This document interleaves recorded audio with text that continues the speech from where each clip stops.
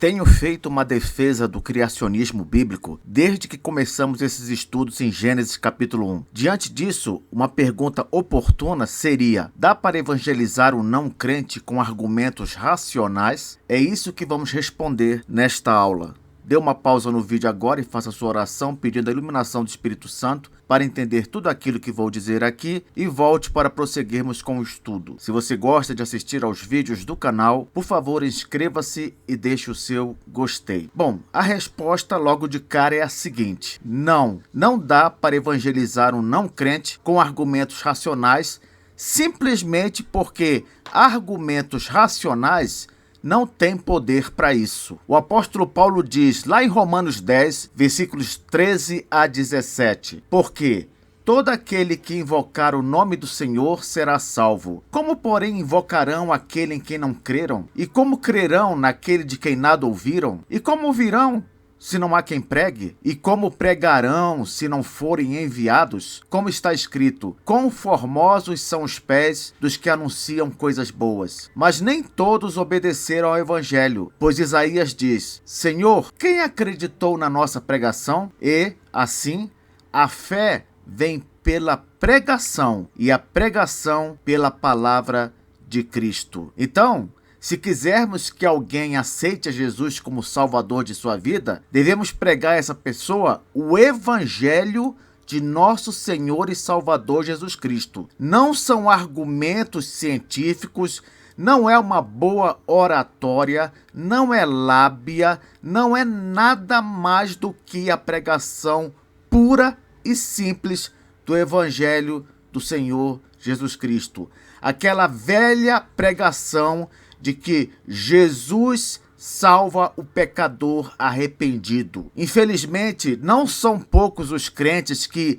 iludidos pela ideia de que um bom preparo acadêmico, um bom preparo intelectual, o farão um excelente evangelista. Não, nada disso. Qualquer crente, em sua simplicidade, poderá pregar o evangelho e obter sucesso nessa pregação, se esta for a vontade de Deus. Continuando aqui, 1 Coríntios capítulo 1, versículos 21 a 24. Visto como na sabedoria de Deus o mundo não o conheceu por sua própria sabedoria, aprove a Deus salvar os que creem pela loucura da pregação. Viu? Aprove a Deus salvar os que creem pela loucura da pregação. Porque tanto os judeus pedem sinais, como os gregos buscam sabedoria. Mas nós pregamos a Cristo crucificado, escândalo para os judeus, loucura para os gentios. Mas para os que foram chamados,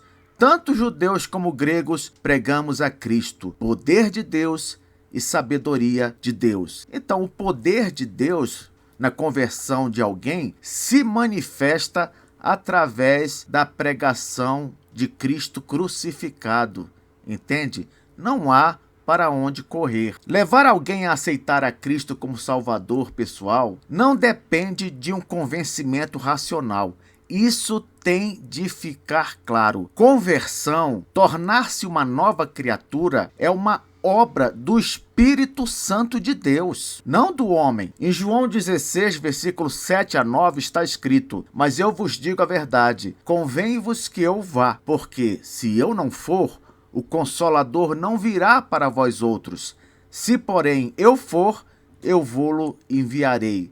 Quem é o Consolador? É o Espírito Santo. Continuando, quando ele vier, isto é, quando o Espírito Santo vier, ele convencerá o mundo do pecado, da justiça e do juízo. Do pecado, porque não creem em mim. Então, quem convence o homem de pecado? É o pregador? Não, é o Espírito Santo de Deus. Qual é a conclusão diante disso? A conclusão é que Deus, ele não nos chamou para converter ninguém. Você sabia disso? É verdade. Ele não nos chamou para converter ninguém. Ele nos chamou para pregar o Evangelho. E aquela pessoa que crer pela ação do Espírito, é óbvio, será salva. Olha o que diz Marcos 16, versículos 15 e 16. E disse-lhes: ide por todo o mundo e pregai o Evangelho a toda criatura. Quem crer e for batizado será salvo. Quem, porém, não crer será condenado. Você percebeu aqui que ele não nos chamou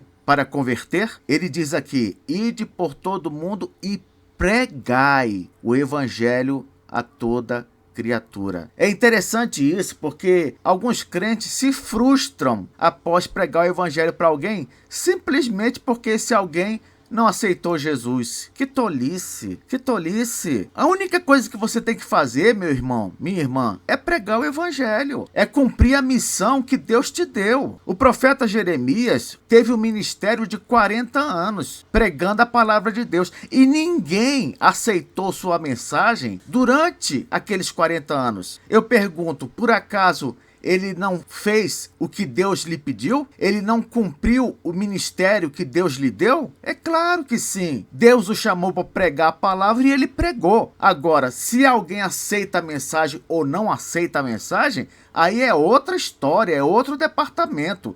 Aí cabe a Deus cuidar disso, não nós. Era comum no Antigo Testamento que Deus chamasse um profeta e lhe mandasse pregar a mensagem com dureza, com rigidez, para que o povo sentisse a indignação de Deus diante do pecado. Não era para ser uma mensagem doce e nem mesmo visava a aceitação das pessoas. Não, era uma mensagem dura e essa era a vontade de Deus para o povo na época. Um outro texto que confirma o que estou dizendo aqui está em 2 Coríntios. Lá diz o seguinte, que nós somos o bom perfume de Cristo. O que significa isso, professor? Significa que, para quem rejeita a mensagem do Evangelho, nós somos cheiro de morte. Para os que aceitam a mensagem do Evangelho, nós somos cheiro de vida. Mas note que isso, repito, não depende de nós, depende exclusivamente de Deus. Olha o que diz o texto, 2 Coríntios, capítulo 2, versículos 14 a 16. Graças, porém, a Deus, que em Cristo sempre nos conduz em triunfo e, por meio de nós, manifesta em todo lugar a fragrância do seu conhecimento. Em outras palavras, Deus, através de nós, manifesta em todo lugar o cheiro do seu conhecimento. E aí o apóstolo Paulo explica, versículo 15, porque nós somos para com Deus o bom perfume de Cristo, tanto nos que são salvos, como nos que se perdem. Para com estes, isto é, para os que se perdem, nós somos cheiro de morte para a morte, ou cheiro de morte que vai resultar em morte. Para com aqueles, ou seja, para os que são salvos, nós somos aroma de vida, que vai resultar em quê? Em vida. Aroma de vida para vida. E aí o apóstolo termina perguntando, quem, porém, é suficiente para estas coisas? O que o apóstolo quer dizer aqui é o seguinte, quem é capaz de realizar esse ministério, esse tipo de ministério, de ser cheiro de morte e também, ao mesmo tempo, ser cheiro de vida? A resposta seria que ninguém é suficiente. Nós somos escolhidos para pregar o evangelho simplesmente pela graça de Deus, pela graça. Ele nos escolheu para sermos seus instrumentos para levar as boas novas a todas as pessoas. E tem mais. Isso deve ser visto não apenas como um privilégio, mas como uma obrigação. Não à toa, o apóstolo Paulo diz, ai de mim, se não pregar o evangelho. Então a mensagem do evangelho, ela exala um cheiro de vida e também um cheiro de morte? Sim, exala os dois tipos de cheiro. Depende unicamente do propósito de Deus. Agora, o curioso é que Deus, ele é glorificado das duas formas. Você sabia disso? Como assim? Se alguém é condenado, Deus é glorificado em sua justiça. Ele é glorificado na condenação dos culpados. Porque quem é o juiz justo? É justamente aquele juiz que condena os culpados. Então, Quando o homem rejeita o evangelho, Deus o condena por ser um pecador impenitente, alguém que não se arrependeu e não buscou a salvação em Jesus. Logo, Deus é glorificado aí por exercer sua justiça. Por outro lado, se alguém é salvo, Deus vai ser glorificado não por sua justiça, mas por sua graça e misericórdia. De qualquer maneira, Deus vai ser glorificado no final. Olha o que diz Romanos 9, versículos 22 a 24. Que diremos, pois, se Deus, querendo mostrar a sua ira e dar a conhecer o seu poder, suportou com muita longanimidade os vasos de ira preparados para a perdição, a fim de que também desse a conhecer as riquezas da sua glória em vasos de misericórdia, que para a glória preparou de antemão, os quais somos nós, a quem também chamou, não só dentre os judeus, mas também dentre os gentios. Você entendeu aqui? Paulo está explicando que Deus, quando ele quer mostrar a sua ira, o seu poder, evidentemente a sua justiça, ele suporta os vasos de ira que foram preparados para a perdição até o dia da condenação desses vasos. E com respeito aos vasos de misericórdia que somos nós, Deus também espera o momento da consumação de todas as coisas para glorificar esses vasos. O fato é o seguinte, meu irmão, minha irmã, a palavra de Deus, ela não volta vazia. Se houver rejeição, é porque o Espírito não quis convencer. Se houver conversão, significa que ele, o Espírito, convenceu o ouvinte. Olha o que diz Isaías 55, versículos 10 e 11. Porque assim como descem a chuva e a neve dos céus, e para lá não tornam, sem que primeiro reguem a terra e a fecundem e a façam brotar, para dar semente ao semeador e pão ao que come, assim será a palavra que sair da minha boca. Não voltará para mim vazia, mas fará o que me apraz e prosperará naquilo para que a designei. Você já parou a pensar que às vezes em uma evangelização da igreja são poucas as pessoas que aceitam a Jesus? Nesse momento nós corremos a tentação de pensar que houve alguma falha, ou da parte da igreja, ou então o Espírito Santo não foi suficiente para convencer aquela pessoa. E nessa brincadeira nós acabamos minimizando o poder de Deus, do Espírito Santo, na conversão das pessoas. Não pense mais assim. Quando houver um trabalho de evangelização e não surgirem pessoas se convertendo, isso não quer dizer que a palavra de Deus voltou vazia. Não quer dizer, porque a palavra de Deus nunca volta vazia. É isso que diz aqui em Isaías capítulo 55, versículo 11. Assim será a palavra que sair da minha boca, não voltará para mim vazia, mas fará o que me apraz e prosperará naquilo para que a designei.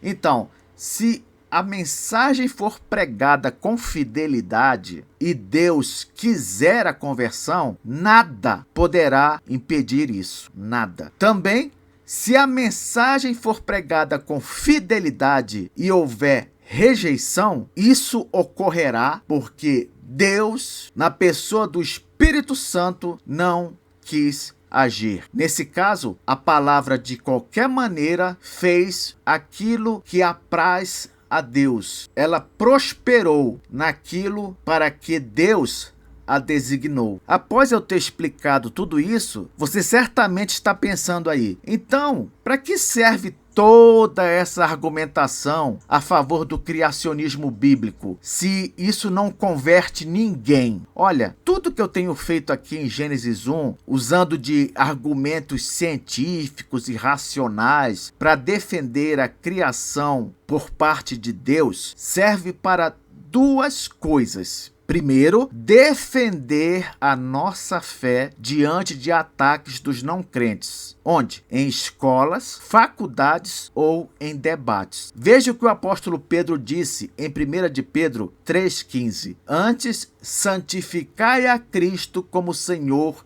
em vosso coração, estando sempre preparados para responder a todo aquele que vos pedir razão da esperança que há em vós. Nós somos chamados também para defender a nossa fé. Toda vez que nos virmos diante de uma situação em que precisemos argumentar com os não crentes sobre afirmações da Bíblia, coisas que a Bíblia ensina, precisamos estar preparados. E para estar preparado, nesse caso, é necessário estudo, recorrer aos livros e atrás da boa ciência, compreende? Assim, você não vai passar vergonha em lugar nenhum. Mas note que essas coisas não têm o objetivo de evangelizar o não crente. Não, elas servem apenas para você defender a sua fé. Segundo lugar, esses argumentos que eu tenho usado aqui a favor do criacionismo bíblico, eles servem também para fortalecer a fé daquele que já é crente, entende? Aquelas pessoas que já são crentes, quando elas ouvem os argumentos que eu usei aqui, elas sentem sua fé mais fortalecida. Elas passam a confiar mais na palavra de Deus, na veracidade da palavra de Deus. Então, guarde aí com você. Argumentos racionais em favor da palavra de Deus e em favor de Deus servem apenas para duas coisas: defender a nossa fé diante dos não crentes e fortalecer a fé daqueles que já são crentes. Se você quer que alguém aceite a Jesus, você tem que usar outra linguagem. Qual? A linguagem da evangelização. Você tem que pregar o evangelho de nosso Senhor Jesus Cristo. Muito bem, agora finalmente poderemos seguir para Gênesis capítulo 2.